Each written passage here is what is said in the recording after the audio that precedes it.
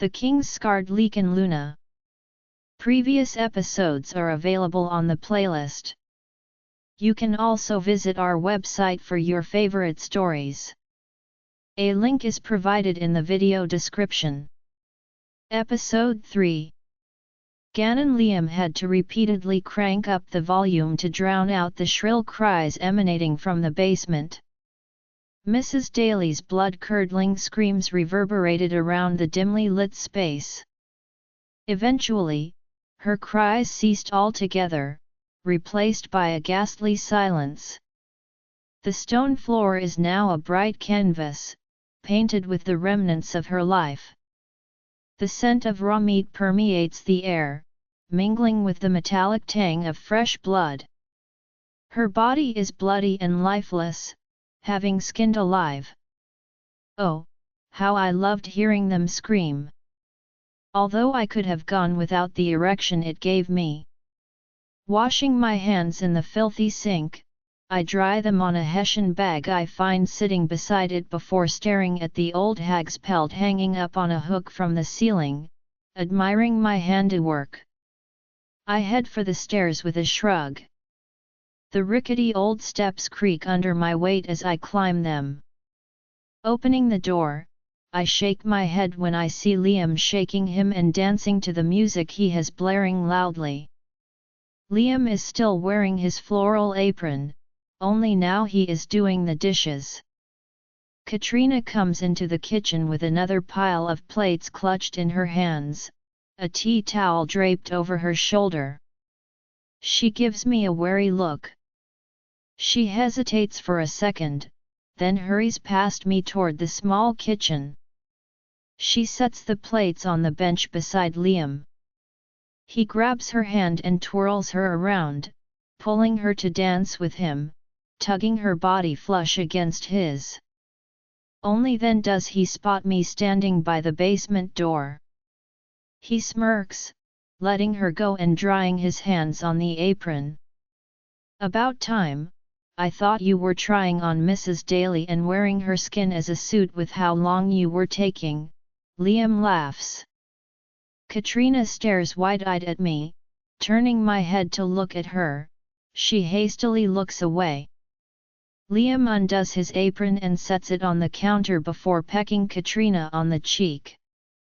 "Be seeing you later, doll face," he says, sending her a wink. I shake my head as he walks toward me and stops at the door leading out to the hall.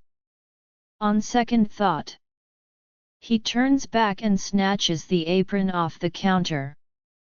"You don't want this, do you?" Katrina shakes her head. I'm pretty sure she would give him her kidney if it meant he would get away from her. Probably even cut it out herself. "Good, good, it looks better on me, anyway," he says, chucking it over his shoulder before sauntering out. "Ah, Mrs. Daly?" Katrina asks me when I turn to follow him. "No need to worry, I already hung her up to dry, just let her air out for a bit," I assure her, following Liam back through the house. We pass Oliver and Logan, who are huddled under a blanket, watching the other children play with puzzles. "I will be back as soon as I can to pick you up, I just have an errand to run for my king." "Then, I have someone I want you both to meet," I tell them. Oliver rests his head on Logan's shoulder, sucking his thumb. "Who?" Logan asks me, hugging his brother closer. "A woman named Clarice. You will like her, and she will love both of you. She will take good care of you," I tell him as he chews his lip while gazing at his little brother. He nods, so I turn on my heel before strolling outside. When I do, I am confronted with Alpha Dean and Alpha Brock, who must have been having a heated argument with Liam. "Can I help you?"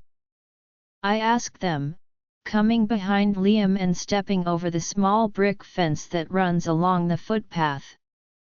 "Don't you mean, Can I help you?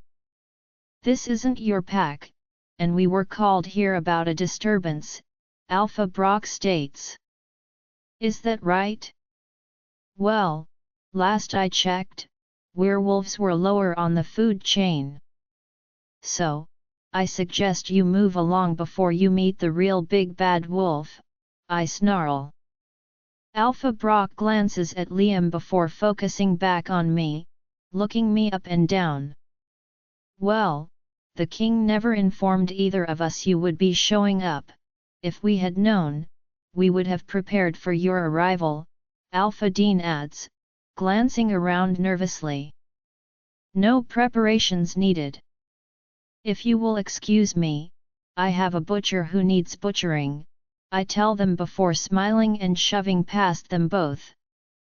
I open the driver's door, and Liam tosses me the keys. I snatch them out of the air, about to climb in the car. Exactly why are you here? Alpha Brock asks as I start the engine. I look over the roof of my car at Liam. Little slow, this Alpha is. No wonder the pack is going broke. Not one brain cell between the two of them, Liam says, climbing in and shutting the passenger side door. The two rogue boys inside will be leaving with me when I return. Touch them, you will be hanging alongside Mrs. Daly in the basement, I tell them before climbing into the car. They glance at the orphanage behind them as we drive off. Liam provides me with directions to the butcher's shop. It is a stroke of coincidence that this establishment is situated in the heart of the small town square, where curious glances welcome our arrival as we step out of the vehicle and make our way toward the storefront entrance. A huge glass display fridge is out the front, taking up half the store, but I can see a room out the back behind the till. Pushing through the hinged door beside the fridge display, I go out the back of the small store to the freezer room. There is muffled yelling as I approach the enormous steel door. Twisting the handle, I yank it open and step inside. The room is freezing, and I shiver instantly. Quite frosty in here, Liam remarks playfully, his voice laced with mirth. My focus snaps to the figure before me, the butcher himself. His gaze, wide and filled with a mixture of apprehension and curiosity, locks onto mine. A man in his mid-40s, he stands clad in plaid pajama pants, his disheveled hair defying order as it sticks out at odd angles. Chattering teeth and his lips tinged with a bluish hue betray the frigid temperature that surrounds him. His bare chest has goosebumps that adorn every inch of his skin. Liam has skillfully bound him, ensuring there is no escape from his restraints. The butcher's eyes dart back and forth between us as Liam pulls out his charming floral apron, while I grab one of the rubber ones hanging just outside the freezer room door. Bring him out, I call to Liam, who obediently follows my command, his hands eagerly rubbing together in anticipation. Untying the butcher, Liam sets him free, only to have the man bolt toward the door in a desperate bid for freedom. However, a swift blow to his windpipe quickly halts his escape. Gasping for air, he clutches his throat, but before he can gather his wits, I seize a fistful of his hair and forcefully slam his head into the unforgiving steel of a nearby table. He crumples to the ground at my feet, left defenseless and subdued. Liam emerges from the room, shaking his head disapprovingly before delivering a swift kick to the butcher's ribs, eliciting a pained grunt. Now, listen here, pork chop, Liam asserts with a weary yet firm tone. I am old and tired, having just prepared over 100 pancakes. So do me a favor and hoist yourself up onto that steel bench. My back is aching. Liam tells him while tying the back of his apron. The butcher's eyes widen with fear as he stammers in protest. There must be some mistake. I don't even know what I've done. You've got the wrong guy. I fix him with an unwavering gaze, my voice steady as I inquire, is your name Doyle? He nods hesitantly in confirmation. And do you happen to be acquainted with a young girl named Abby? I press further, observing the flicker of recognition in his eyes. So, you do know Abby? I continue, watching as he glances between us before finally shaking his head. Well, now that's quite the lie, isn't it? Mrs. Daly spoke of you and your despicable act, how you paid her to violate that poor girl, robbing her of her innocence, Liam interjects, tilting his head slightly as he studies the trembling figure before us. No, I swear. I never took her virtue, the butcher pleads, panic evident in his voice. Mrs. Daly lied. Abby is still pure, I swear it. If she claims otherwise, she is nothing but a liar. I know better than to defile her. After all, a girl like her loses her value if she's been sold off, he blurts out, his words hanging heavy in the air. What do you mean? Liam asks, his expression mirroring my confusion. It is inconceivable to think the king would deceive me or lead me on a wild goose chase. I'm saying you didn't purchase damaged goods. I overheard rumors about how the Leaken king took her under his wing. She remains untainted, I swear it. If she claims otherwise, she must be lying. Inform the king of her purity, I know it to be true. I know better than to steal her purity. My eyebrows shoot up in surprise. Did this man truly believe that the king would stoop so low as to acquire a ex-slave? Did he not comprehend that the king possessed the power to have any woman he desired? Truth be told, the king only wants Azalea. You know better. I inquire, my voice laced with incredulity, and he nods seriously, his gaze pleading with me. What in the world is wrong with this man? I thought my own mind was twisted, but he has taken it to an entirely different level. I'm a little confused here. Are you Ganon?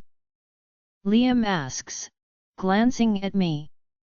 Because he claims to know better, yet he seems to find rape acceptable, Liam interjects, his tone heavy with disgust. Am I understanding correctly? Liam asks, his brows pinching together, mirroring my confusion. What?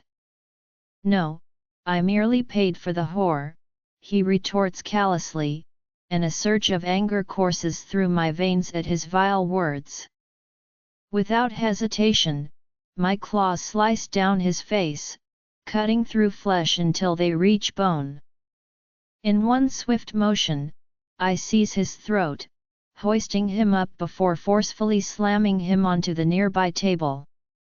Please, I beg of you. She's still pure. I only trapped her. Her virginity remains intact. Buyers value that, he pleads desperately. Every fiber of my being bristles with rage. Liam's claws sink into his thigh at his words. My grip tightens around his throat as I growl, you seem to be gravely mistaken. We couldn't care less about her virginity, what truly concerns us is whether or not you've caused her harm. But please continue talking, you're only making your demise more excruciating. There are two things we despise with every fiber of our being, rapists and those who harm children. And you, my friend, have committed both of these heinous acts. Now, you shall face the consequences of your crimes with your blood, Liam snarls menacingly, his claws digging into the man's thigh as his screams reverberate through the air. With deliberate slowness, Liam withdraws his claws, twisting them as he does so, causing the man's agonized shrieks to fill the room. Meanwhile, his hands clasp mine, reinforcing my grip around the man's throat. "Help me move him, flip him on his stomach," I tell Liam, who walks off into the freezer. He returns, bringing back the ropes he had tied this with. We flip onto his stomach before binding his hands and feet to the legs of the table. He thrashes wildly and continues to scream. Liam starts whistling as he cuts the vile man's pants off while he cries and begs. Walking into the freezer, I look for a broom, finding one in the back corner by the grate and drain in the floor. Grabbing it, I walk back out to find Doyle crying hysterically and begging Liam to free him. His words cut off, and his head lifts, his mouth wide open on a silent scream as he gasps when I shoved the broom handle up his ass. His entire body shakes, his legs trembling uncontrollably. Blood trails over the steel table. "I swear you're still pure. Anal doesn't count, right?" I ask him while I walk around the table. I grip his hair, yanking his head back. He pants, eyes wide, and I smile when Liam gives the broom a jiggle, and he makes a pained groan. I drop his head, and Liam walks over to the wall and pulls down a bone saw, chucking it to me. He then unrolls his pouch of knives, selecting one. "So slice and dice, or will we be more creative today?" Liam asks. "Please, please, just let me go," the man begs. "Don't cry, beefcakes. Gannon here will make sure we tenderize your rump before we make you eat it. We can stuff it some more," Liam tells him, slapping his ass. "If you like. I reckon you could take another, pretty loose back there," Liam adds. The man whimpers and sobs before pissing himself, urine cascading down the sides of the table along with his blood. "What's that?" Liam asks when Doyle mumbles something incoherently. "Think he said he wanted the other broom," I tell Liam, who smiles sadistically while the man screams and thrashes as much as possible. Liam comes out with a mop, and I shrug. "It's all right, I will spit on it first," Liam tells him before shoving it up alongside the other one. His screams are music to my ears, ringing out loudly, and making me shiver. "Now, do you like your meat medium, raw, cooked all the way through? How should we serve it to you?" Liam says, cutting a chunk of his cheek off with his knife. The butcher screams wildly, and I grab my saw before using a rag as a tourniquet. I know he will heal quickly, but the tourniquet will ensure he does before bleeding out. Wrapping it just above the knee, I pull it tight before grabbing my saw, and I start cutting into the back of his knee. Azalea Kyson's refusal to listen only fuels my frustration. He accused me of being unreasonable, insisting Abby probably just forgot to say it back. But I know Abby better than anyone else, she always says it back. She knew I would notice, so her failing to do so was clearly a message to me, something only I would understand. Kyson offered to take me to see her on the weekend, but I can't bear the thought of waiting that long. Today is Monday, and I am unwilling to endure days of worry. What if she is in danger? He won't listen. However, the searing heat coursing through my body leaves me with no choice but to confront the unbearable pain I'm in. It washes over me relentlessly, like a merciless tidal wave, intensifying with each passing wave. I feel crippled by the agony. This is absurd, Azalea. You're in pain. Let me help you, Kyson snaps, his voice laced with frustration as he reaches out and grips my shoulder, attempting to roll me onto my back. His touch burns, lust trying to consume me. All I want to do is bathe in his scent, craving his touch and him like he is an antidote to the crippling agony rushing through my nerve endings and making my entire body burn and ache for him. Sweat glistens on my skin and drenches my hair. My pillow is soaked as I squirm in pain and my core clenches. No matter how I lay, I cannot get comfortable. His touch scorches my skin, igniting a potent desire within me.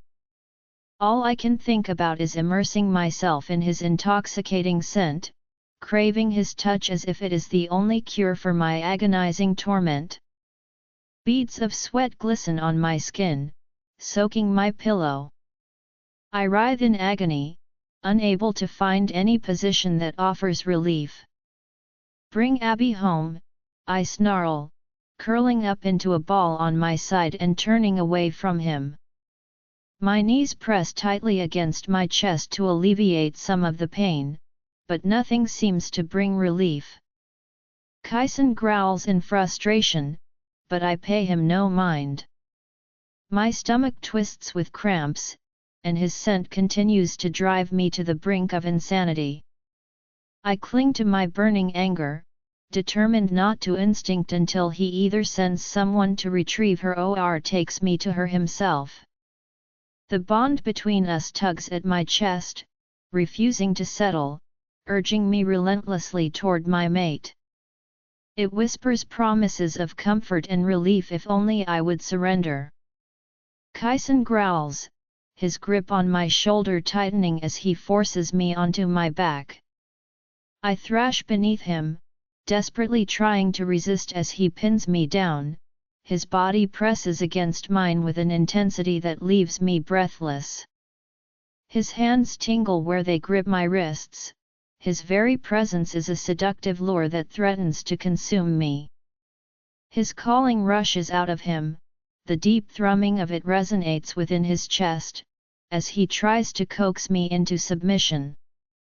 A moan escapes my lips, swiftly followed by a growl as realization hits me like a lightning strike, jolting me. He tears my clothes away with a ferocity that leaves them in tatters, and in response, I sink my teeth into his chest, biting down with all the strength I can muster. Kyson growls fiercely as he slams me back onto the bed, my teeth tearing away from his skin. His canines press against my throat, a warning that makes me freeze, my breaths coming in harsh gasps. Anger surges through me at his attempt to force me into submission. Stop. Even if you're my mate, it's still rape. And I will never forgive you, I spit at him, defiance burning in my eyes. A whimper escapes his lips, a sound I have never heard before. His tongue traces a path along my neck, and he breathes heavily before burying his face against my skin. I would never, he growls, genuine hurt evident in his voice as I turn my head to look at him. Kyson's distress over my accusation strikes a chord within me. Then get off me, I retort, and his eyes flicker, his body tensing as he fights against the urge to shift. Jet black fur begins to sprout along his arms, his skin rippling as he fights the urge to shift. His hardened length presses against me, sending a tingling sensation through my entire body, and my arousal coats my thighs. Get off me, Kyson! I snap when he hesitates. With a reluctant sigh, he rolls off me, only to pull me on top of him. I push against his chest, desperate to create distance between us. Stop! If you refuse to mate with me, at least try to ease your own discomfort. Your heat affects me too, Azalea, he snarls, holding me firmly against him. I squirm and wriggle in an attempt to break free, but he is far stronger than me, his arms acting as restraints. After a brief struggle, I give in and relax against his warm skin, allowing it to offer some relief from the relentless agony coursing through me. The heat subsides slightly, beads of sweat still clinging to my skin as the fever consumes me. It feels as if my very flesh is scorching hot, while my insides boil like a bubbling cauldron. A sigh escapes me as Kyson's hand trails up and down my spine, the mere contact causing my temperature to drop ever so slightly. We'll see Abby on the weekend, I promise. I'll take you to her, Azalea. Please, Kyson pleads, his voice filled with genuine concern. Not until she's here. Go get Abby, I murmur, licking his skin before quickly realizing what I am doing and clenching my jaw. I'm busy. The weekend isn't far away, Kyson purrs, burying his nose in my hair as he inhales my scent. Then send Gannon. I plead, knowing Gannon will drop everything to come to her aid. Gannon is occupied with another matter, he won't be available for quite some time. I'll contact him as soon as he returns, Kyson states matter-of-factly. What about Damien? I ask, grasping at any possible solution. I need Damien here with me, Kyson says simply, and I curse under my breath. You won't be able to fight the heat for long, Azalea. Just give in. It is pointless. You will mate me, so give in. It doesn't just make you uncomfortable, he growls. I refuse, shaking my head and earning a growl from him. Kyson Azalea is so stubborn, her defiance pulsating through the bond that connects us. I feel her agony, every ripple of pain amplifying my own. Pressing my skin against hers offers a modicum of relief, but it's fleeting. With each passing moment she denies us both, my patience wears thin, festering into frustration. The waves of her heat crash against me, causing my muscles to tense involuntarily. I clench my teeth, fighting the urge to sink my canines into her flesh, forcing her to submit. She demands Abby's return, oblivious to the fact that Abby appeared perfectly fine, excitable and true to her usual self. As the king, I bear the weight of consequences far greater than Azalea can comprehend. She is thinking like a child, desperate to see her best friend. But there are complexities she fails to grasp, such as the pact I have forged as the ruling monarch. She believes it's as simple as issuing commands to our kind, but the reality is more complex. I'm bound by obligation to provide the 5 founding council members with my blood each year, rendering them immune to my control and my command. Leaken blood in itself holds power, extending lifespans well beyond their natural limits. But a king's blood? I can't command them even if I wanted to. Azalea has tasted traces of my blood when biting me, and during those moments, she grows stronger, defying my attempts to rein her in. However, the council members have been consuming my blood for years, rendering them immune to my commands. It's a bitter pill to swallow, but a necessary one. What good are laws if the one who created them doesn't abide by them? It's what makes me a fair and just ruler. Impactful decisions require input from all parties involved. I can't direct and enact laws without considering the council's perspective. They are immortal beings, advising and guiding alongside me for centuries, thanks to the immortal blood coursing through their veins. This system is precisely why some packs have chosen to assist the hunters. They find it unfair that one individual possesses such absolute authority over all Lycan packs. If I were a tyrant, I could command them to take their own lives, and they would obey without hesitation. By having a council that can hold me accountable for any wrongdoing, we establish a balance of power. Consequently, only a handful of packs now side with the hunters in their quest to eradicate Lycans. The system was put in place shortly after my sister's death to ease tensions among the packs. Now, though, I regret that pact, as Azalea perceives me as nothing more than a jerk for denying her. Little does she realize the consequences for someone of my status defying the werewolf community go far beyond those faced by an ordinary wolf. They would come for me swiftly and relentlessly. Until Abby explicitly instructs me to retrieve her, my hands are tied, and unfortunately, I can't solely rely on Azalea's gut feeling. Eventually, she will understand once she encounters the council. Until then, I will have to endure her tantrums and her wrath. Another intense wave of heat washes over Azalea, causing her body to tense against mine.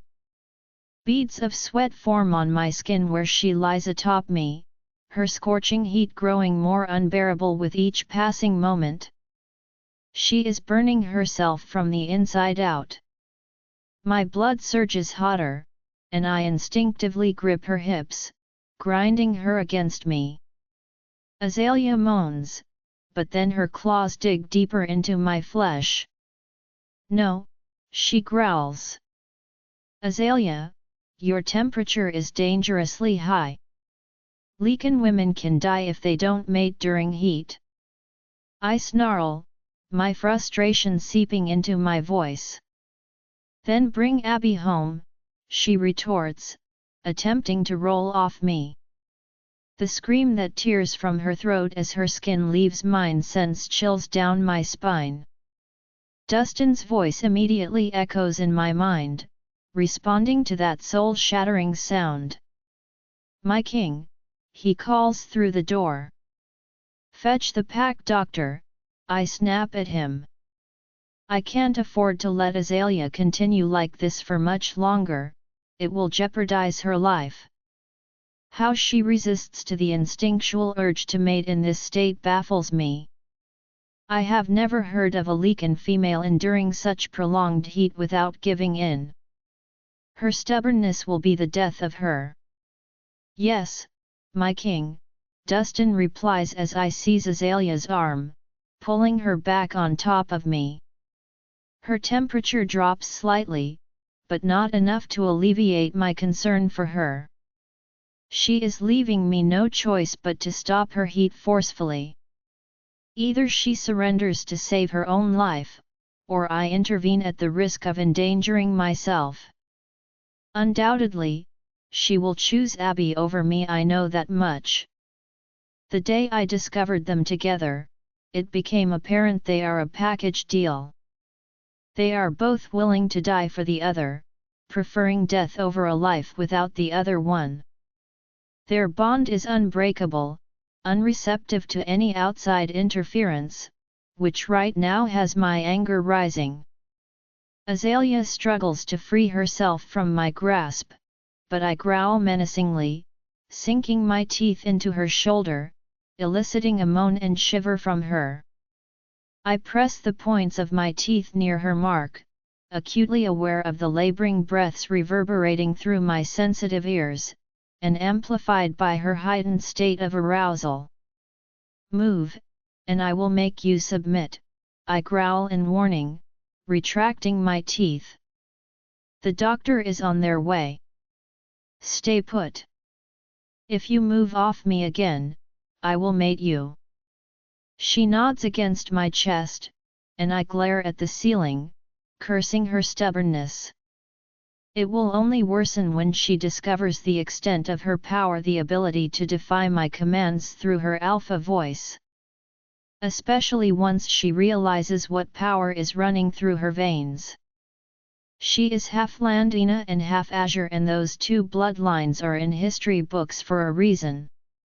She is not merely royalty, she is so much more, and that thought frightens me most. Azalea, I am not above begging, I plead with her as she continues to squirm, her desire and heat coating my throbbing length. She buries her face in my chest. Not until I have Abby back, she snaps, sinking her teeth into my arm. I groan, half in arousal and half pain at the feel of her teeth. She is acting on instinct, she wants my blood, my bond, me, but still, she refuses. She growls at the feeling like she thinks I will pin her down and force her, not understanding for Leakin men, it is involuntary. Our urge to mate is just as painful as her heat. Stay still then, I tell her, gripping her hips and holding them in place. My control slowly wanes, and I hope this doctor gets here soon. Although parts of her are turning savage and running off of instinct, she remains where she is, unable to fight my command. She could resist my commands. She may not be able to resist my calling, but my orders she can, and until she trusts me, I can't risk using the call to make her submit.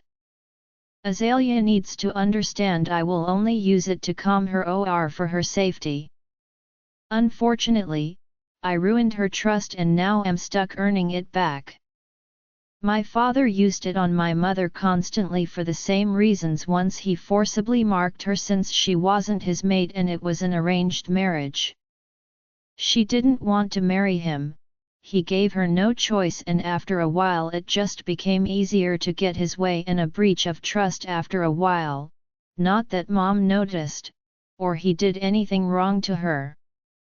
Still, it wasn't always necessary, and I didn't want that with Azalea. I rather she seek out my calling than me use it against her. It was a big mistake for me to not see how close Azalea and Abby really are. It took me too long to understand their bond. They've both been through so much pain and horror together. When things became too much for one, they leaned on other to keep going. They shared and endured everything. For so long, they needed each other to survive. It's like they're two pieces of the same puzzle, each reflecting the other's pain and being the other's strength. Without the other, they both seem lost. They protect each other fiercely, ready to face anything rather than see the other get hurt. The saddest part is that they refuse to live for themselves, choosing only to live for the other. Understanding how much they rely on each other shows a deep kind of sadness, a darkness they face together. Their bond is their way of fighting back, their promise to each other that they'll never have to face the world alone again. They see each other through everything, sharing both the pain and the hope for something better. I should have noticed the depth of their connection from the very moment Azalea threw herself at my feet, her desperate pleas for Abby's life echoing in my ears hauntingly. It gives so much more meaning to their words, more than my life. They truly believe life isn't worth living without the other. As I ponder upon this revelation, I realize their bond is unlike anything I have ever witnessed before. It transcends the realms of mere friendship or a mate bond that I have come to associate with pact bonds or the brotherhood forged over centuries, or through blood ties like the unyielding connection I share with my guard. And now, as I stand at this precipice of understanding, I know I can never hope to win if I were to force Azalea to make a choice between us. Her loyalty to Abby runs deeper than any mate bond she might feel toward me. Hearing a knock, I sit up. Azalea groans as she slides lower on my lap. I rip the blanket over her naked body to cover her. You can enter, I call to him. The moment his scent wafts to me, Azalea growls at the intruder in her nest, which is currently me, as she burrows under the blanket, her claws scratching my sides. Doc approaches cautiously. She is dangerous in this state. You never intrude willingly on a nested she-wolf, let alone a Lycan. I grab her arms, wrapping them around my waist before laying back down, trapping her arms underneath me, and wrapping my arms around her shoulders, pinning her as she goes to attack him. Be quick, I tell him, feeling the mattress shred beneath my back. The growl that leaves her is more predator than prey. I smash her with the calling when I feel her start to shift, and she melts against me. Doc's eyes are wide as he stares at her and watches me. He is not just intruding on her nest but looking at my heated mate. Not a scenario anyone wants to be in. My king, what you're asking, Doc tries to say. We'll stop her heat, now do it. I tell him. Yes, but, my king, it isn't, I said do it, stop her heat. I will not force her, I snarl at him, and he seems perplexed. She is resisting, he asks, and I growl. He shakes himself, startled by that information just as much as I was that she could resist it. You want to argue with me, do it through the mind link. I know what's at risk, do not make me order you, Doc, I warn him, and he sighs, staring at her as she purrs, licking my chest, having forgotten we have people in our presence, unable to fight my calling as it has lulled her into a sedated state. Doc pulls herbs and vials out before making the concoction up in a bowl and extracting it with a syringe. My king? Dustin asks through the mind link, and my eyes move to him over Doc's shoulder. I know, but I won't force her, I reply through the link. Dustin nods once but looks away. We all know what I'm risking, but I'm not willing to guilt trip her into giving in because I know she would, but then she would resent me afterward or may accuse me of lying. Doc clears his throat awkwardly, and Dustin averts his eyes while mine go to Doc's. My king, I have to, the injection site, I have to, he stutters, and I growl, knowing he has to inject it into her ovaries. I have seen it happen to a Lycan woman who was in heat just as her pack was attacked. It stopped her heat and saved her until the bond was severed when her mate was killed. She ended up killing herself not long after her mate died, anyway. She went insane after about a month. Which one? I ask him. Either, he states, averting his gaze while I rearrange her by pressing my leg between hers to cover her. My hands and the blanket tangle around her to cover her nakedness. But the moment he turns, the savage growl he receives from me has him jumping back. I can't help but to covet and protect, my instincts are going haywire. Knowing he can see what is mine and is about to touch her while she is in this state is sending me overboard. Kyson Doc is shaking at my outburst, and before I can stop myself, I am shifting. Dustin only just rips him back in time before I slash his eyes from his head, the needle dropping from his hand. I tuck her under me.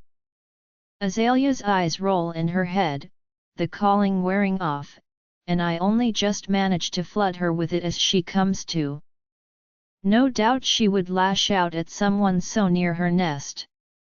My king. Doc stutters.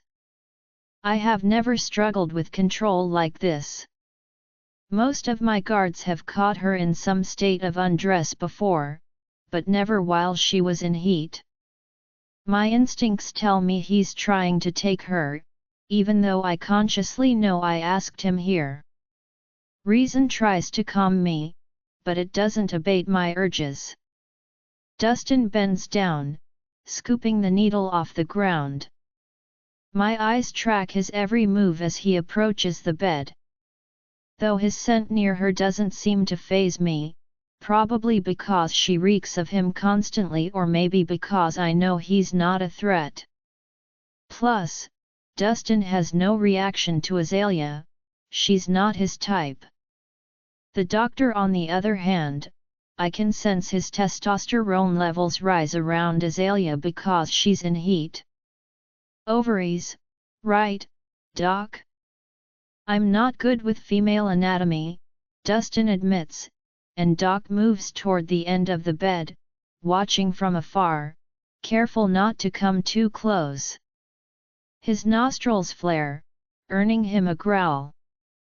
Dustin's hand shakes as he stops beside me at the edge of the bed.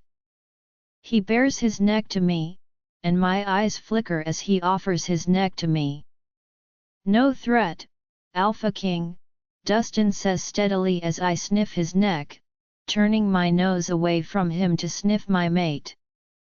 Dustin reaches over, tugging the surrounding sheet over her legs and mine covering her. He needs to move his leg, Doc says, glancing away when my eyes snap to him. Dustin's hand taps my leg. The man deserves a bravery award coming near me like this. I don't think Damien would be game enough to try while she was in heat.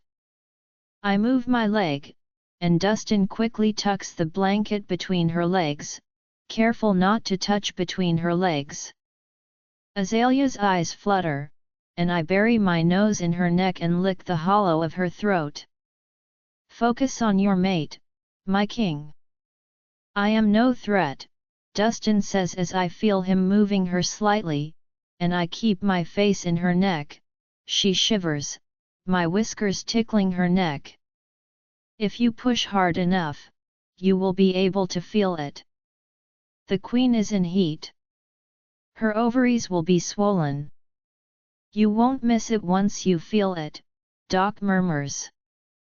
Feel what? I don't even know what I am feeling for, Dustin whispers. Hand on the back of her hip.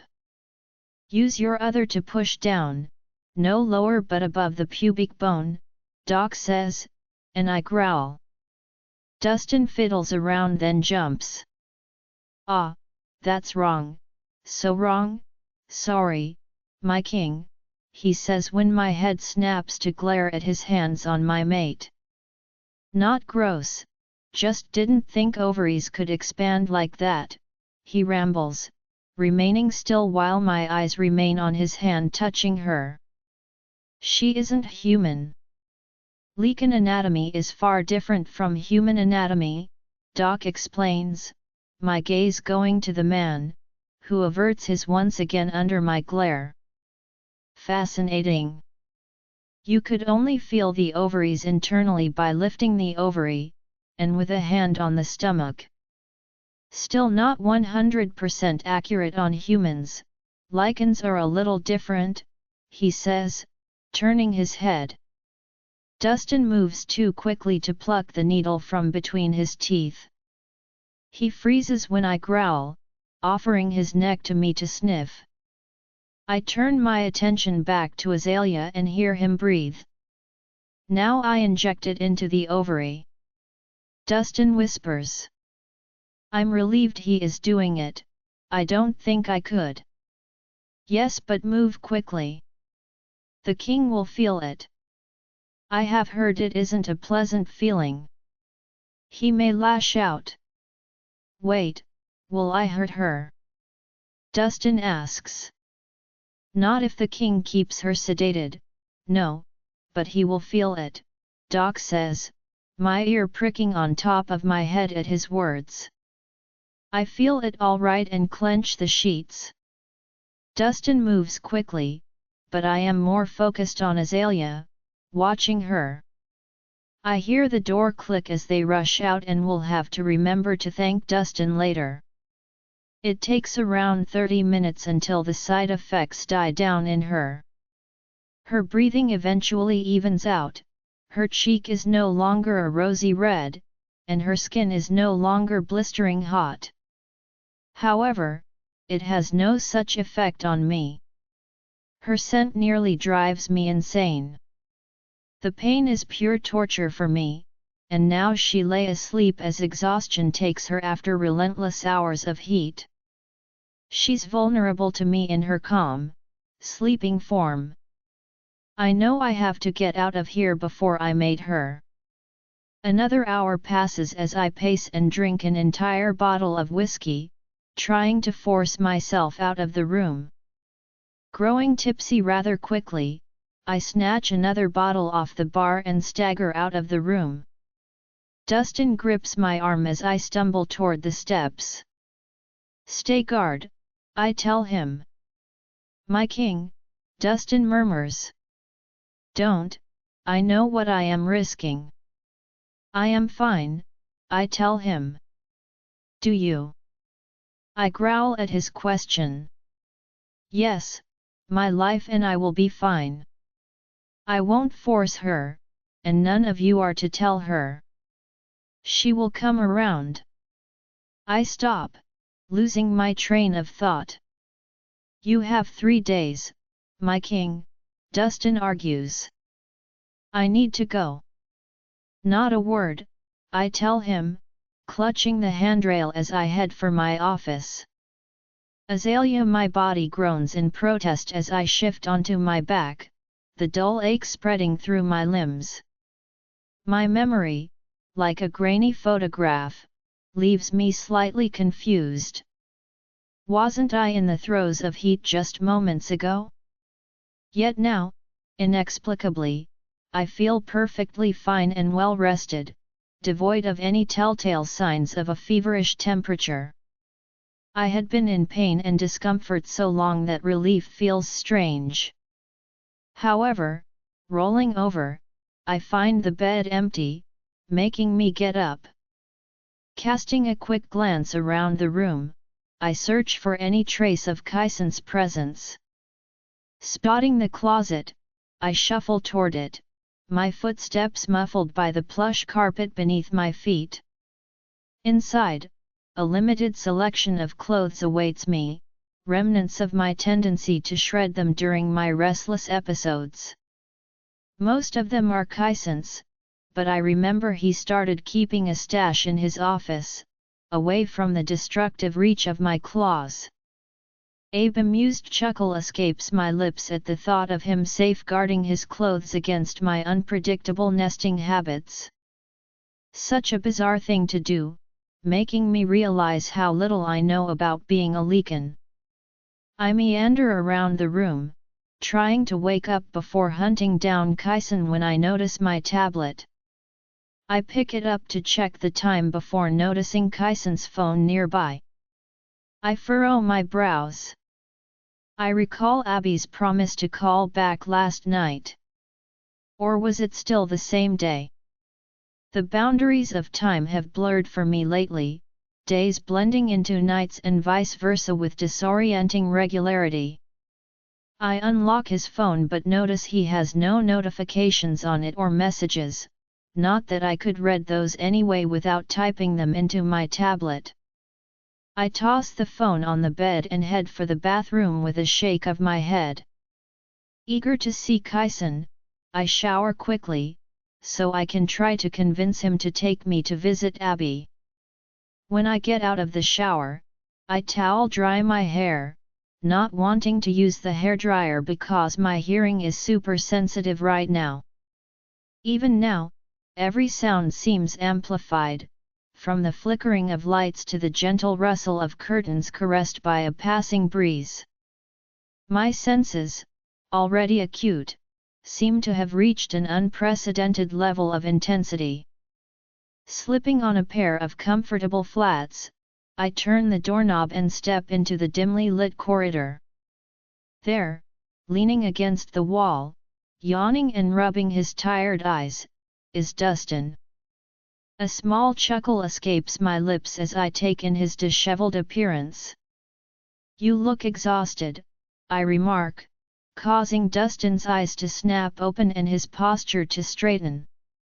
"Good morning, Mike," he begins, but I raise an eyebrow, cutting him off before he can finish. "Azalea," he corrects himself. It was stupid. It's rather silly how he tries to maintain formality when he follows me around like a faithful shadow. I'd like to think of him as more than just a duty-bound friend. He's seen me at my worst. "Do you know where the king is?" I ask him, and he yawns again. "I will take her," Trey says, appearing seemingly out of nowhere, and Dustin glances at him. I hadn't even noticed him standing there. "Why are you here?" Dustin questions, a touch of confusion lacing his words. "It's not your shift today. Damien instructed me to relieve you." "I don't mind taking over your duties," Trey responds, shrugging his shoulders. My gaze shifts between the two men, realizing Dustin has covered Trey's shift multiple times. Has Dustin been working tirelessly for the past 3 shifts? That's nearly 40 hours without rest. Dustin shakes his head and waves him off. "I am fine. You can go," Dustin tells him, waving him off.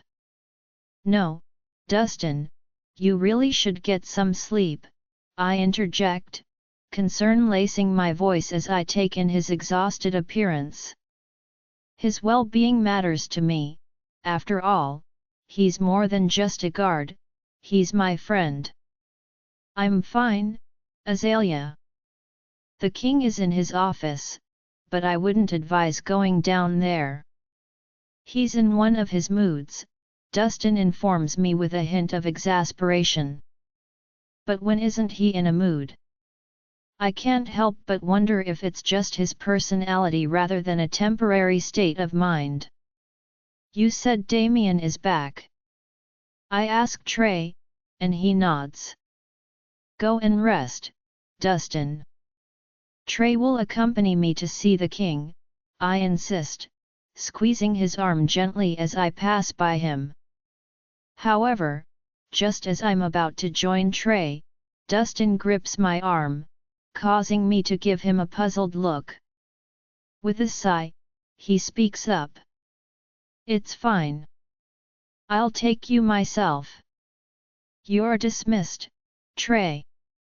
Your presence isn't required here," Dustin asserts firmly, his voice tinged with authority. Trey growls, shaking his head in disagreement. "But, I am her personal guard, and I dismissed you. Now go." Dustin's voice snaps with authority, his eyes filled with a steely determination. Trey growls in response, a low rumble that echoes through the tense air. He shakes his head in frustration, his lips curling into a snarl. "Trying to help, gee," he mutters under his breath before stomping off, the sound of his retreating footsteps fading into the distance. Turning my attention to Dustin, I see a mixture of anger and concern etched on his face as he watches Trey leave. His gaze follows the disgruntled figure until he disappears. "Hey, what's got into you?" I inquire, with curiosity and worry. Dustin shakes his head slightly, his fingers absent-mindedly tracing circles on my shoulder as he drapes his arm over it, pulling me closer to him. "Something's off about him," Dustin responds. "I haven't liked him since he came here 8 years ago, he rubs me the wrong way." He lets out a sigh, his grip tightening ever so slightly. "However, he took a bullet for the king about 6 years back, earning a spot on the Royal Guard." Damien put him on personal guard duties alongside me, he is trusted. Dustin's words hang in the air, leaving an unsettled feeling in their wake. I don't trust him, though, a few things don't add up for me. I furrow my brows in confusion. Trey seems harmless enough, perhaps a bit brusque at times, but nothing that would warrant such skepticism. Then again, I remind myself, I trust Dustin implicitly. If he senses something amiss, it can't be ignored. What do you mean? I ask softly, with genuine curiosity. Dustin's gaze meets mine, his eyes searching for understanding. I don't know. How he came to be here doesn't seem right to me, he explains. So, where was he before? I press on, my desire for answers growing stronger. The Landina Kingdom, Dustin replies, his tone tinged with sadness. About 20% of the pack here are originally your family guard or those from your kingdom, survivors of the massacre. After your parents were killed, King Kyson's pack was the only remaining Lycan pack. For safety, Lycans stick together. We are a dying species, so the king took them in. Dustin nudges me gently with his elbow before stifling a yawn. My queen, those people are your people. And Trey was one of these people. Yes, he came here 8 years ago. He was here briefly, but he spent 2 years with the Landina Guard searching for you. I know he was high up in the Landina Kingdom, yet he never speaks of his time there. None of the Landina Guards do. I know Kyson knows everything about Landina and the Guard, but I also know Landina, even to this day, has kept your family's secrets whatever they are. I am not sure why, but Trey, for some reason, has alarm bells ringing for me. He always appeared obsessed with finding you. The revelation hits me like a bolt of lightning. People survived? I had assumed in the aftermath of the horrific events that had unfolded, everyone had been lost. But now it makes sense that there would be survivors, scattered remnants of a once proud and noble lineage. This knowledge makes me feel more connected to a past I don't recall than ever before. There's talking evidence of my birthright, of my parents in this castle right now. How about we stay in the room for a bit? I suggest softly, my concern for Dustin's well-being evident in my voice. You can sleep. Since you don't want anyone else as my guard. I am fine, I can take you, Dustin assures me, but I grip his arm and pull him back toward the room. Sleep on the bed if you'd like. I promise I will remain here, I won't sneak off on you, I tell him, my voice soft and reassuring. Dustin shakes his head, a slight frown creasing his forehead. Instead, he follows me toward the couch, his eyes lingering on me with a mix of curiosity and uncertainty. I retrieve my tablet and open it up in a book, deciding to do something educational. Dustin stands there, watching me intently, as I raise an eyebrow at him, silently questioning his disobedience. You are supposed to be sleeping, I remind him gently, patting the cushioned surface of the couch as an invitation. He purses his lips, a hint of defiance flickering in his eyes. Don't make me try to order you. It will just embarrass me when I can't, I snort quietly, and his lips tug in the corners, but he reluctantly sits, and I put the throw blanket over him. Now, sleep, I tell him. Yes, boss, he laughs, closing his eyes.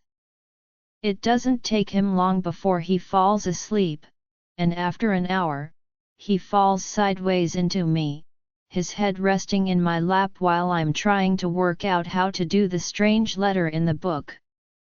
It had a dash above it, but I can't figure it out on the tablet. Giving up, I move to the following sentence when Damien comes in, and I hold a finger to my lips, pointing to Dustin, who is sleeping soundly.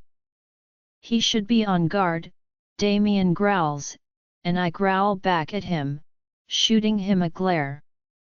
36 hours he has been rostered on for, I snap at him, and he seems taken aback. No, Trey is his relief, Damien says, his eyes narrowing as he observes Dustin's slumbering form. Trey was here earlier. Dustin didn't trust him and sent him off, I explain. Damien's confusion is evident, his brow furrowing. Eventually, he sighs, a resignation settling over him. Fine, I will speak with Dustin when he wakes. I brought your lunch up, Damien says, passing me a plate. I sit my plate on the arm of the armchair. The king. In a foul mood, Damien replies with a hint of weariness in his voice. He straightens his black shirt, brushing away breadcrumbs from the sandwich he had hastily made for me. Can you take me to see? I begin to ask, but Damien raises a hand, cutting me off. I know what you are going to ask. The answer is no, I have to go with the king to check out something. We will be gone for a few hours, he explains, and I huff, annoyed. The king said he will take you on the weekend. He will, Azalea, just be patient. I can't be patient when I know she is in trouble. The king said she is fine. It was an act. I growl, becoming angry that no one will listen to me. Why won't they believe me? My queen, I don't know what else to say. The king? Yeah, the king said, I mock, glaring at the plate. He has his reasons, Damien defends him with a growl. If he has reasons, why not tell me those reasons? I just want to see her, that's it. If she is fine, I will apologize for wasting his time, but until I do, I will keep pestering him because I know I am right. I place my plate on the coffee table before carefully slipping out from under Dustin's head. Azalea. No, he won't take me, then that is fine. There are plenty of others here who can, I tell him before stomping off out of the room. Excuses, always an excuse. Damien chases after me as I stalk down to the office, telling me I should leave him be. That he is in a mood. I roll my eyes and pull my arm from his grip when he tries to stop me from going into the office. Pushing the door open, I step inside to find Kyson by the window, whiskey in hand. He looks at me and smiles, his eyes going over my shoulder as Damien steps in behind me, looking somewhat flustered. Everything okay? Kyson asks. Yes, I was trying to take Azalea back to her room, Damien says, grabbing my arm, and Kyson snarls ferociously, making him let go. He shakes his head, and his eyes flicker. Damien backs away from me with his hands up. What is wrong with him? Can I speak to you, please? I ask Kyson, who is now glaring at Damien. Kyson turns his attention to me before waving me over and dismissing Damien. He glares at the door as it closes, and I slowly approach him. Kyson sits in the armchair, flopping heavily into it, his whiskey sloshing over the sides of his glass. I take it from him, placing it on the lamp table beside him, just as Kyson grabs me, hauling me onto his lap. He buries his face in my neck and starts purring, tugging my shirt up. "Stop! I need to talk to you," I tell him while pushing off his chest. He growls, ignoring me, his skin is scorching hot. "Are you all right?" I ask him, but he growls again, tugging at my clothes, trying to undress me. With a sigh I speak. "Damien said you were leaving for a few hours, so can you get one of your other guards to take me to see Abby, or even Dustin could take me?" I ask him, pushing his face away that is currently buried in my neck. "I will take you on the weekend," he mumbles, licking my neck, his hands pawing at me. His grip feels rough as he tugs and pulls me. "Kyson, stop. We will be quick straight there and back." "No, it is too far to go on your own, on the weekend." End of discussion, he snaps at me. I growl at him before shoving him off and standing. "Then Trey can come, too," I tell him. "I said no," he snarls, his eyes flickering dangerously. "Abby never called last night," I tell him. "She was probably busy," he says, earning me an eye roll. I storm off toward the door. "Fine, I will go by myself." "Azalea.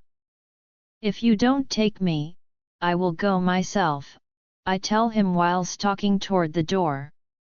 I barely have a hand gripping the door handle when the sound of snapping bones reaches my ears, and his hand falls on the door beside my head. The growl that rips out of him makes me spin around to face him. It reverberates through the air, its deep and menacing timbre resonating with a haunting intensity.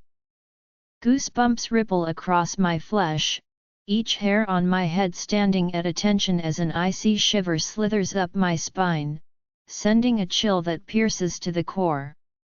It is a feeling that engulfs me instantly, as if I have taken a leap off a towering building, my stomach plummeting with a sickening lurch. A sense of terror grips every fiber of my being as I come face to face with him, his face twisted in rage, his eyes pitch black. Kyson, the man I once knew, has vanished, replaced by a savage creature. His voice emerges as a harsh growl, causing me to instinctively step back until my body collides with the door. The raw power coursing through him is palpable, his entire frame quivering with unrestrained anger. At this moment, I comprehend why everyone held such fear for him, even when he dismissed me with callous disregard. His rage had never been this consuming. It is something far beyond human emotion, a manifestation of a monstrous and primal nature that surpasses any semblance of humanity. "Mine. You will submit," his words hang in the air, abruptly ceasing as he blinks and shakes his head. His claws scrape against the door behind me, their grating sound akin to nails on a chalkboard. I grit my teeth, refusing to the overwhelming fear that threatens to overpower me. And then, a sudden transformation overtakes him. He stumbles backward, his expression one of bewilderment and vulnerability, as if he has lost control over his own ferocity. The mood changes slightly. "Where is your guard?" he says, turning away from me and putting some distance between us. "Outside," I lie, not wanting to get anyone in trouble, especially Dustin. Damien is angry enough at him earlier. "You should go back to the room, Azalea." "But Abby," I protest. "I said room, now go. I have to leave, anyway." "Dustin and Trey," I said no. Now get out, he screams at me, and I shake my head, turning on my heel and rushing out.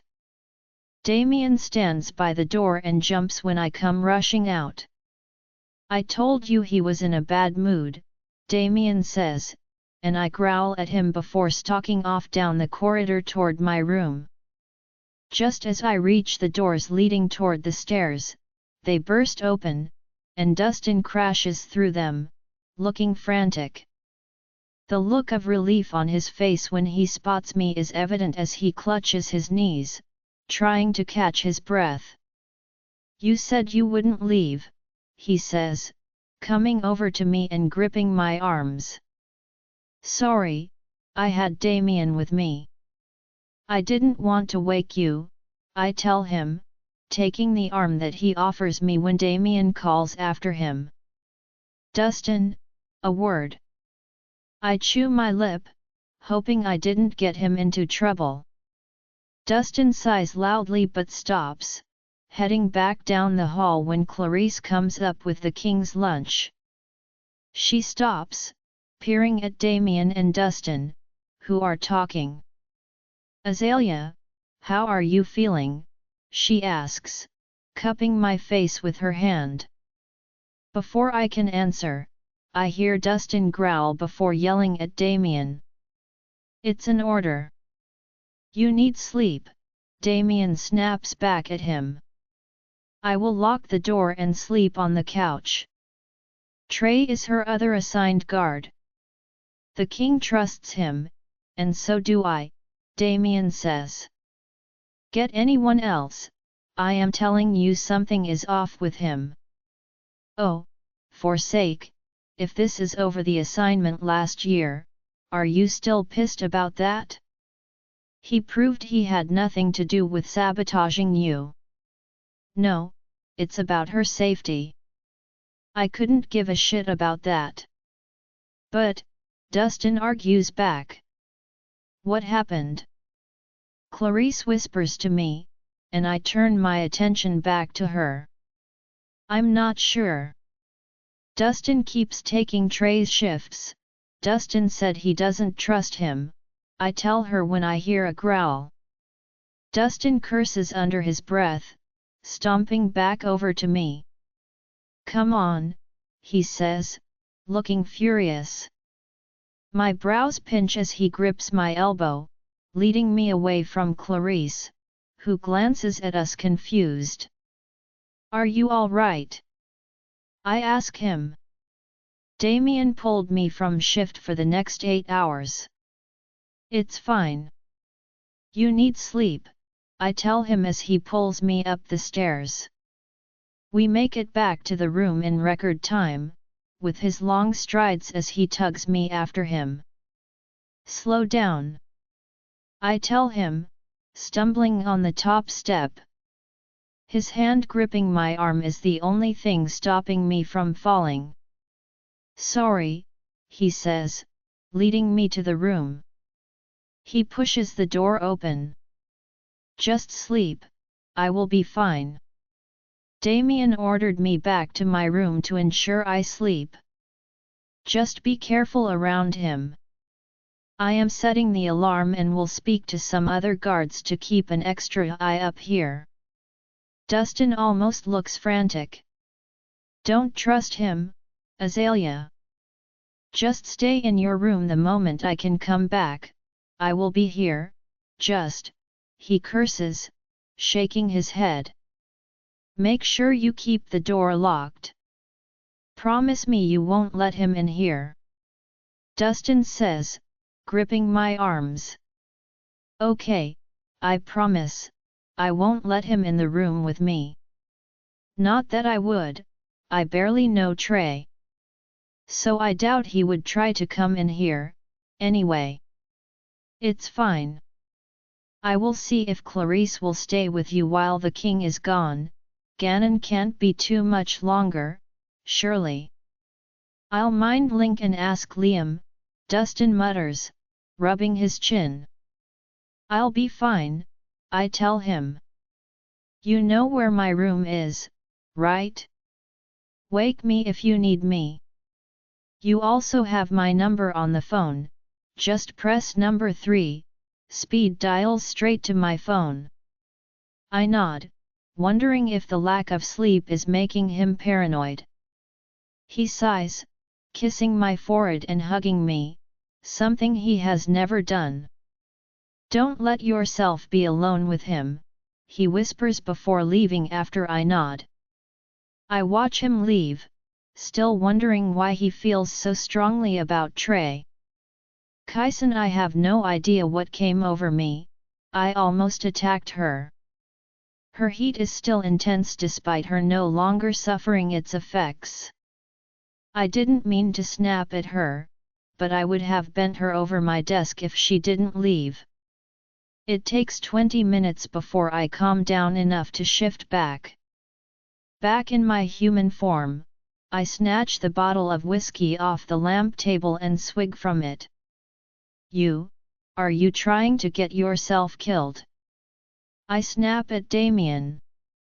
I'm sorry, I thought you had control, or I wouldn't have grabbed her. I click my tongue and curse, shaking my head while tipping the bottle to my lips. Just let me explain to her, Damien says, and I shake my head. No, I want her to give herself to me when she wants to, not because she feels forced because my life is at risk, I tell him. Kyson. The injection only lasts 2 days. We have some leeway. Azalea will change her mind, I tell him, not so sure whether she will. And if she doesn't? I bite the inside of my lip. She will. If she doesn't, I'll tell her, Damien snarls, and I growl at him. You die, then what? You let her live with that guilt. No one can protect her the way you do, Kyson. Think this through. I don't want her to feel obligated to mate with me, I tell him. And I won't let you die, and neither will she, he snaps. Damien tosses me some pants and a shirt. Realizing I'm still naked, I take them, slipping them on and doing up the buttons. We should leave. I want to get back before tomorrow. We shouldn't go, not while you're like this, and that is precisely why we are going. I am struggling to hold myself back. Now grab the keys. We are leaving, I tell him, seizing my wallet off the desk and stuffing it into my pocket. I push the doors open and walk out toward the front of the castle. I need to get away from her for a little while, just until I get these urges under control. However, when I reach the door, I stumble, vertigo washing over me, and the room tilts and slants, making me stumble. My hand goes out, catching myself on the wall as my vision begins to tunnel. Kyson. Damien worries. A cold sweat causes sweat to bead on the back of my neck. Thankfully, Damien grips my upper arm. I blink, trying to force the effects away. We should stay, he murmurs, but I shake his hand off. I'm fine, we will be gone only 12 hours max, plenty of time, and by the time we get back, the medication should be nearly worn off, I tell him. Damien growls disapprovingly but says nothing as we walk out. Gannon is on his way back. He should be here before we get back, Damien assures me. Azalea POV. An hour has passed when I hear a knock on the door. I look toward it before hearing the handle twist, but they do not open it. My queen. Trey calls out from the other side of the door. I stick my lip between my teeth as I get to my feet and walk over to the door. I twist the lock and crack it open to peer out the door. Clarice said to bring you down to have afternoon tea. The king doesn't trust anyone to bring your food to you, so you will sit with Clarice, Trey tells me, and I nod, slipping out the door. I follow behind him as he leads me toward the kitchen. Once I step in, I see Clarice has some sandwiches made and she smiles warmly at me before wiping her hands on her blue apron. I have got everything out. You can see it all sealed, she says, pointing to the jams and spreads, and I nod before grabbing a butter knife. Clarice hands Trey a salad sandwich while I make myself a jam one. I know the jam is probably not what you had in mind, but Kyson doesn't want you eating anything unless he or Damien prepared it, Clarice tells me, and I nod before taking a bite of my sandwich. I start packing the spread and bread away while Clarice fusses that I shouldn't be cleaning. I ignore her before we all stand in awkward silence. Clarice continues to glance at Trey, and so do I after what Dustin told me. He must have noticed the tension because he swallows down a bite of the sandwich Clarice made him. What? Do I have food on my face?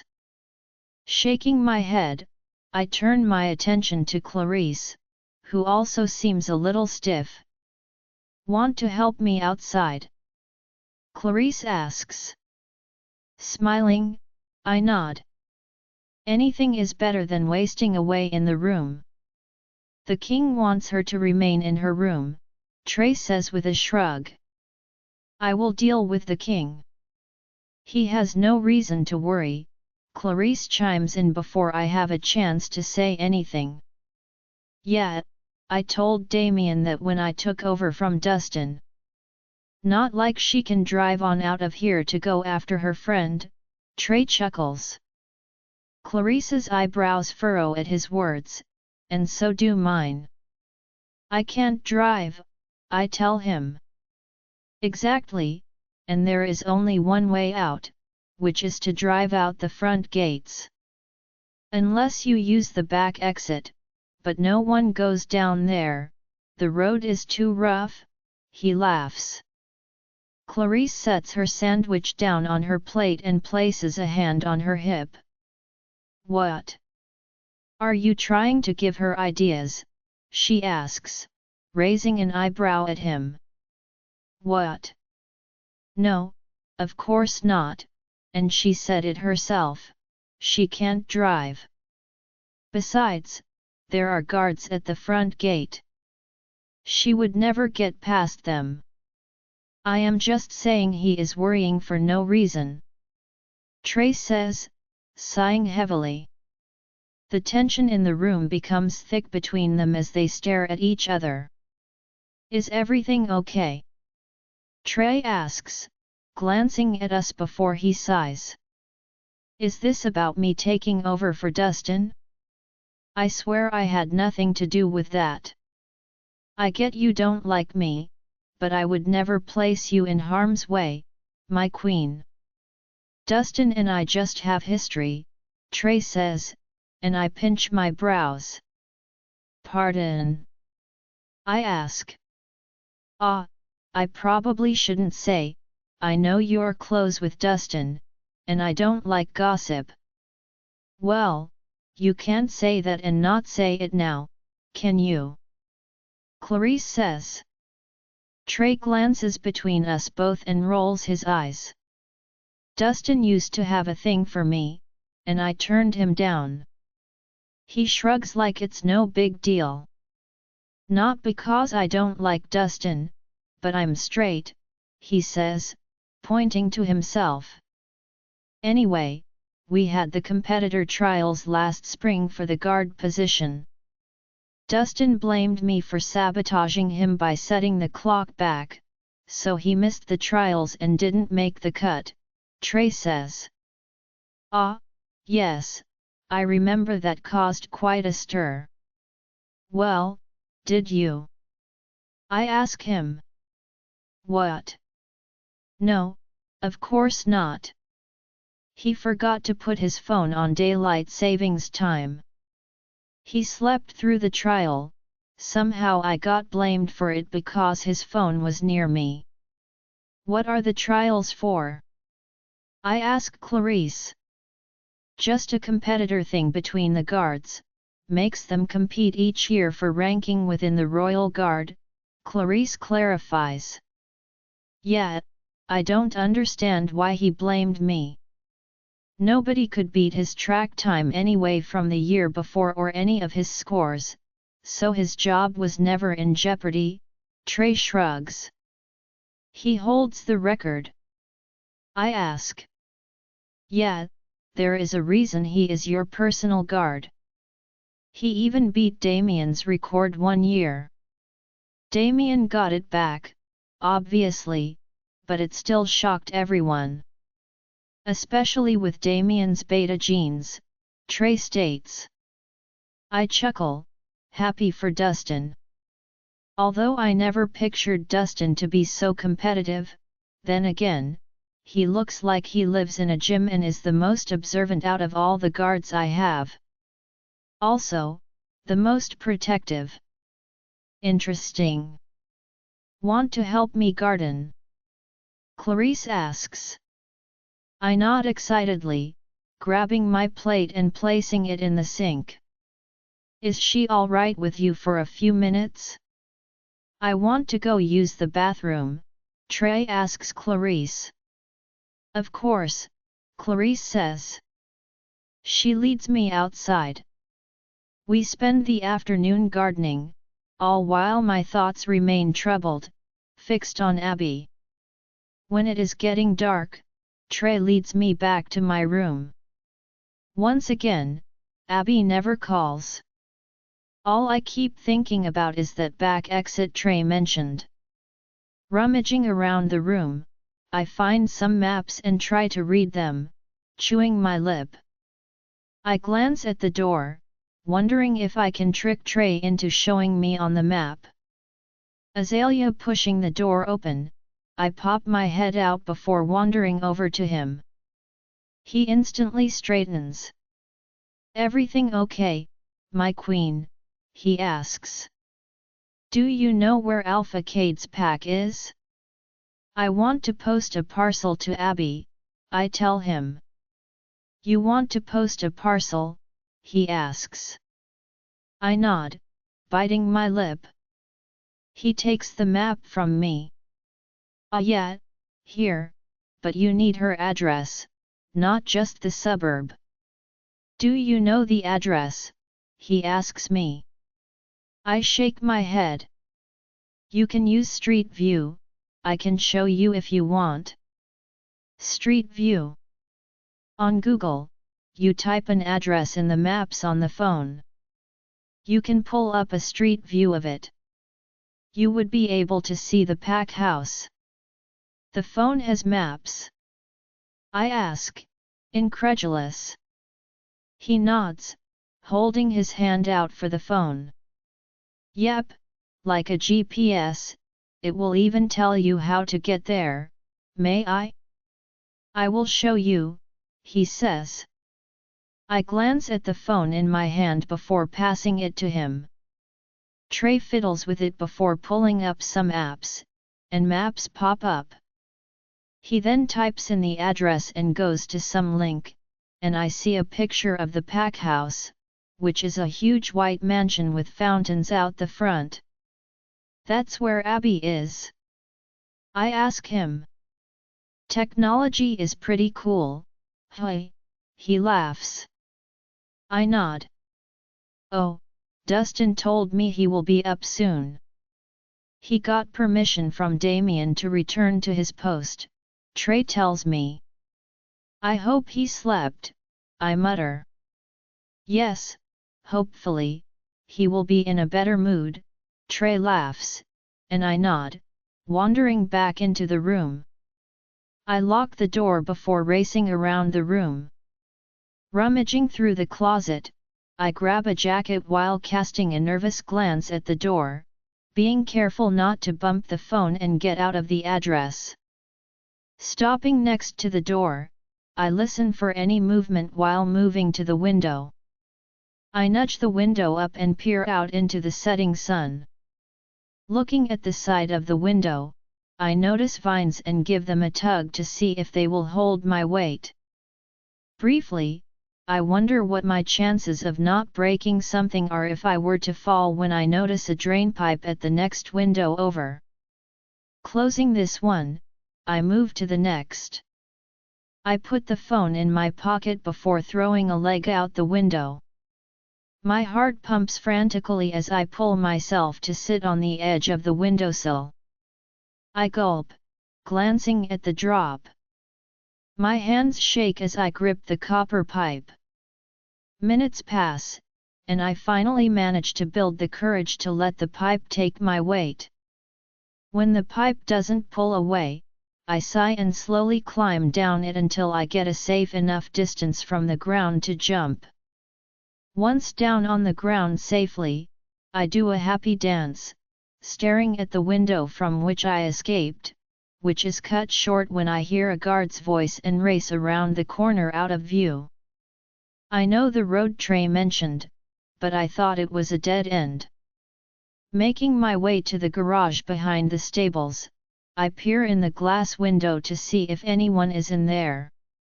Finding no one, I twist the handle and rush to one of the cars. Tugging the handle, I am relieved to find it unlocked and quickly climb in before looking for the keys, which are tucked under the visor. They fall on my lap, and I take the steering wheel. I can do this, I can do this. I whisper, trying to figure out where the key goes. Finding the ignition, I jam the key in and twist, the noise of it making me jump when it makes a weird noise from holding the key on for too long. I duck behind the steering wheel, worried someone might have heard. After a few moments, I sit up, putting my seatbelt on when no one comes. After a few seconds, I push my foot on the accelerator. The car goes nowhere. I push on it harder, still nothing. Before I glance down to see what I am doing wrong, I find something strange between the seats. I briefly remember seeing the driver once fiddling with it. I squeeze the button and move it, forgetting my foot is still on the pedal, and the car flies backward and hits another vehicle behind me when I jam my foot on the brake. Whoops! The alarm blares, and I panic, moving the stick thing again, only for the car to jerk forward. How do people do this? I growl, pushing it forward again, only to hit the car again. On the plus side, the alarm turned off with the second crunch of metal on metal. Moving it again, I take my foot off the accelerator and slowly press it, and the car moves forward toward the open roller door. As I put my foot down, my heart lurches into my throat, and the car plunges forward. I take it off, easing it on and scraping the brick wall as I leave the garage. I clench my teeth at the noise. The phone person on the GPS tells me I am off route and to move back to a road as I follow the dirt track at the back. My hands shake as I move out into the open to see guards running in my direction, and I floor it only to jam on the brake, trying to navigate the dirt path. Hearing a tap on the window, I jump and see Dustin walking beside the car. He points to the buttons on the door handle. I press them, the roof opens up, and the window rolls down. This would have to be the worst getaway I have witnessed, also the slowest. I can walk faster, he laughs, and I growl, ignoring him, the car moving at a snail's pace. Azalea, stop the car. I am going to get Abby. Dustin glances toward the guards, but waves them off. He clicks his tongue, walking beside the slow-moving car. He'll kill me, anyway. Stop and move over. He will be home long before you leave the driveway at this speed, he says, and I look at him, wondering if he is trying to trick me. Seriously? You'll take me? Hurry before I change my mind, he says, and I jam on the brakes. He reaches into the window, moving the thing in the middle, putting it on the P. Move, climb over then. Really? I ask him. Well, you will keep trying to leave, and if you are going to, I would rather be with you, he says, opening the door. The guards. I will tell them I am teaching you to drive. Clearly, you need teaching. Kyson will murder you. This is his favorite car. It never leaves the garage, he laughs, and my face falls as he peers up the side of the car. If he is going to kill us, might as well be for something worth dying for, right? I nod, and I climb into the passenger seat. He gets in and glances at me. Put your seatbelt on, he says, and I do. He shakes his head before continuing along the path but at a quicker pace. We have an hour before one of them mind links to find out I am full of shit, Dustin says as we reach the road far from the castle view. He floors it, shoving me back in my seat, and whistles as the engine screams as he tears onto the street. I laugh, even though the speed he's driving terrifies me. Now, let's find Abby, Dustin says with a wink. Abby, a gnawing hunger twists my stomach, relentless and cruel. I am absolutely starving, my body weakened by the relentless denial of sustenance since I arrived in this wretched place. The mere thought of food sends a surge of longing through me, but the girls who dared to offer me a morsel of anything were met with brutal beatings. I can't bear to witness their suffering, not when my torment is unbearable. So, when the heavy door creaks open, I release a weary sigh and reluctantly disentangle myself from the bed, knowing all too well what awaits me. Slumping onto the cold, unforgiving ground, I lean against the rough wall, seeking a smidge of comfort in this wretched existence. Only Cade enters the room this time, his imposing figure halting in front of me. Usually, it would be Cassandra who made her periodic visits, injecting me with some vile concoction that prevented my ability to shift. But today, she is nowhere to be seen. Get up, he barks, his voice dripping with malice. Pardon. I respond, confusion clouding my senses. This is not the usual routine, which scares me. Cade always derives pleasure from forcing me to watch as he indulges in indecent behavior with those poor girls before forcing himself upon me afterward. Now, his intentions seem different. A flicker of unease tingles in the air as he kicks me. Get up and get on the bed, he commands, his tone laced with an unfamiliar urgency. Before I can comprehend his words, he reaches down and seizes my arm, wrenching me to my feet. My body rebels against his grip, instinctively fighting against the impending violation. My hand lashes out, delivering a stinging slap across his face, but it is futile as he retaliates with a vicious blow to mine. Pain ricochets through my body, blurring my vision and leaving my face throbbing with agony. Blood spurts from my nose, staining the air with a metallic tang as I stagger backward, my hair ripped painfully from his grasp. In a daze, I gaze up at the ceiling, disoriented by the chaos unfolding around me. Cade's furious growls reverberate in my ears as he lunges at me. Desperation fuels my actions as I lift my leg, quickly striking his balls. The impact elicits a grunt of pain, affording me a momentary respite to roll away and escape his clutches. But he is relentless, gripping my hair and wrenching my head back with brute force. "You will obey your alpha," he snarls, his voice dripping with venom.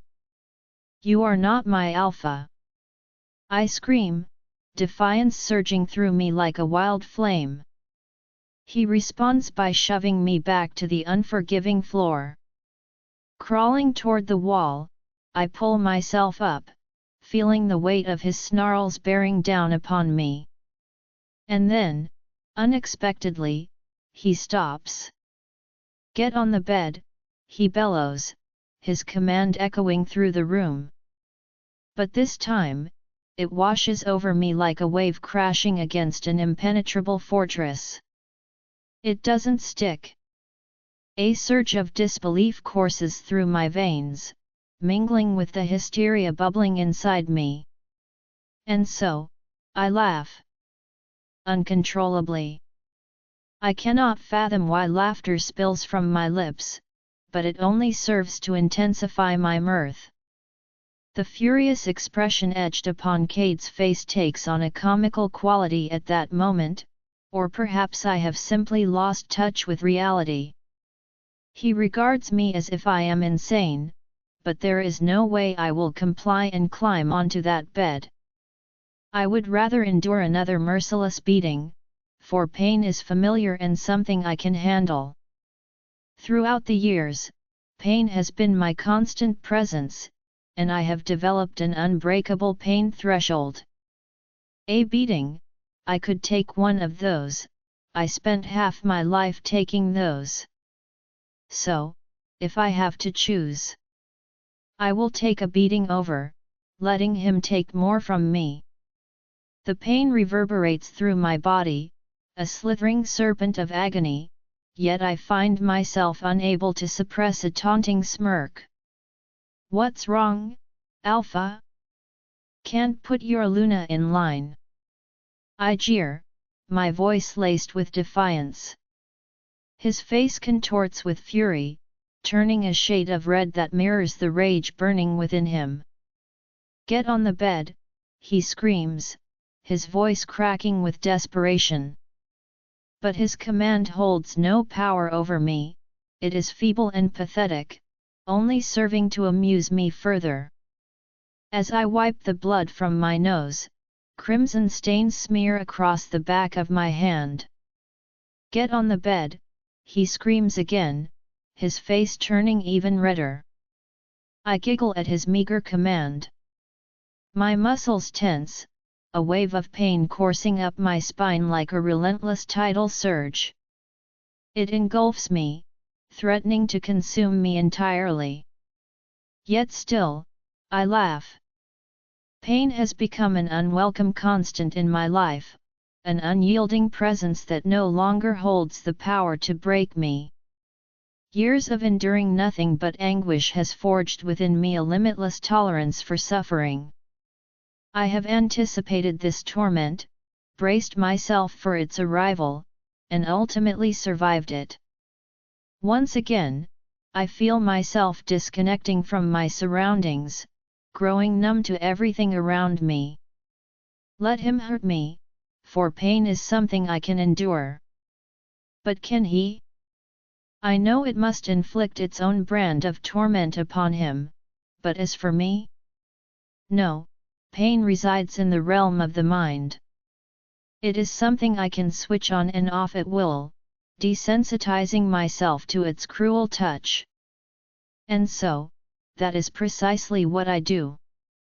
Most would call me mad for what I intended to do. Calm washes over me as I let my mind float. I go on autopilot, then I poke the wolf. "Surprised you even have a pack," I taunt, my laughter echoing through the room. His eyes darken, shifting in a tempest of rage. Mrs. Daly's commands packed a better punch, and she was an Omega. The venom drips from my words, stinging his pride with a potency that cannot be ignored. His wolf lurches forward at the disrespect, his egotistic side coming forward wanting to force me to submit. I'll die before I do. His malt-colored wolf charges at me. Paws hit my chest, sending me flying back against the wall. My brain rattles inside my skull as it smashes against the brick wall. He snarls, stalking toward me, and suddenly, I am seeing double, but a sound never escapes my lips. Not even when his razor-sharp teeth tear through my flesh as he mauls me.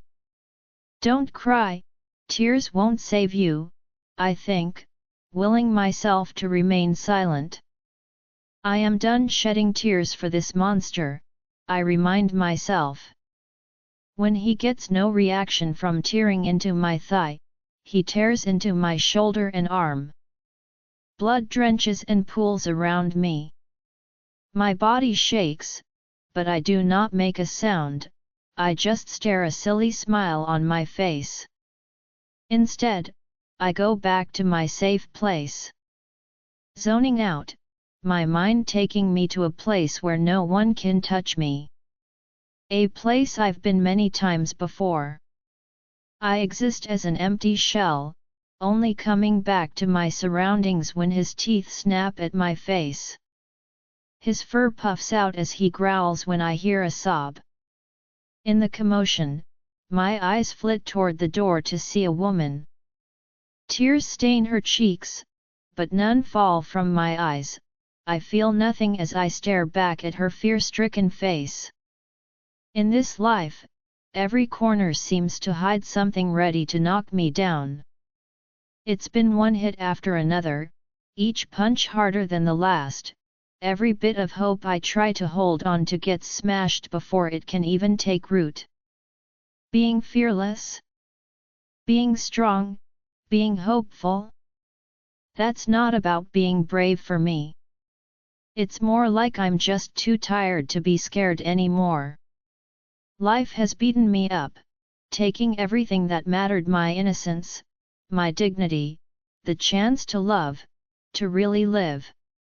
What's left is just me, stripped bare, down to the broken, cracked, and charred bones of my existence. Those bones are painted red, black, and blue, red for my blood that's been spilled, blue for the pain endured, black for my soul they have broken, barely hanging on, a shadow of who I used to dream of being. And what I dreamed of wasn't ego-based, wasn't selfish, wasn't materialistic, it was freedom, freedom to be more than I was yesterday. A name, not rogue, whore, slut, slave, but Abby. Yet as each day passed, I eventually forgot who she was, beaten into silence, stripped of all rights, pillaged of everything. So death doesn't scare me now. It doesn't make my heart race or fill me with dread. Instead, it feels like it's calling to me, promising a break from all this pain. Instead, it beckons with the gentle allure of freedom, a release from this nightmare that has become my existence. Where life has been a relentless teacher of pain, teaching me the brutal lessons of loss and despair, death whispers of peace, of the end of suffering. For in death, I see not an end but a beginning, a chance to escape the chains that bind me to this tortured existence. So, I stand on the precipice of death, gazing into the abyss, unafraid. Not because I'm brave but because life has broken me to the point where continuing to exist, to endure this endless cycle of pain, is the true horror. Cade growls and I turn my attention to his enormous wolf standing over me. He whimpers when he backs up, sniffing my thigh where he tore it apart, and I glance down. So much blood, no part of me is left unstained, left unmarred. Are you done? I ask. My voice comes out unwavering, yet I can't recognize it as my own. Cade turns his furry head to the side, examining me, and I stare back, unblinking. Cade shifts back, his bones snapping as he crouches before me. For a second, I think I see guilt flash across his features. You will learn. You only had to get on the bed, he says, his eyes scanning over my mauled flesh. It didn't have to be this way, he snaps, making my eyebrows rise. I laugh and shake my head, but I can feel my blood draining out of me. Feel the blood leave my face, the cold sweat beating over my skin, and I smile. Get the doctor, Cade screams as I feel myself fading, the room becoming dull. Abby? You need to stay awake, Cade says, and I feel the tingles spread across my skin as he tries to stop the bleeding. I am bleeding out and dying, I know, and he knows it. Get the pack doctor now, screams Cade as my mark burns my neck, and I relish the pain of the bond dying along with me. Does it hurt? I murmur, my eyelids closing. My head falls forward, unable to keep it up when he grabs my face. His fingers pry my eyelids open. I only see white. What? Hurry up! Cade screams, and I hear people running up the steps toward us. Does it hurt? I repeat. You think I wanted to do this? Of course, it hurts, because I feel nothing. I giggle. Hang on, Abby, Cade says. I snort. For what? Certainly not for you, I mumble, my lips going numb. Hang on for me. I didn't mean it. You should know better, he stutters frantically. Just hang on, he says as my body feels more and more limp. I'm sorry, Ivy, I whisper. Yes, hang on for Ivy, please, Abby, hang on for Ivy, Cade begs, shaking me. I already did.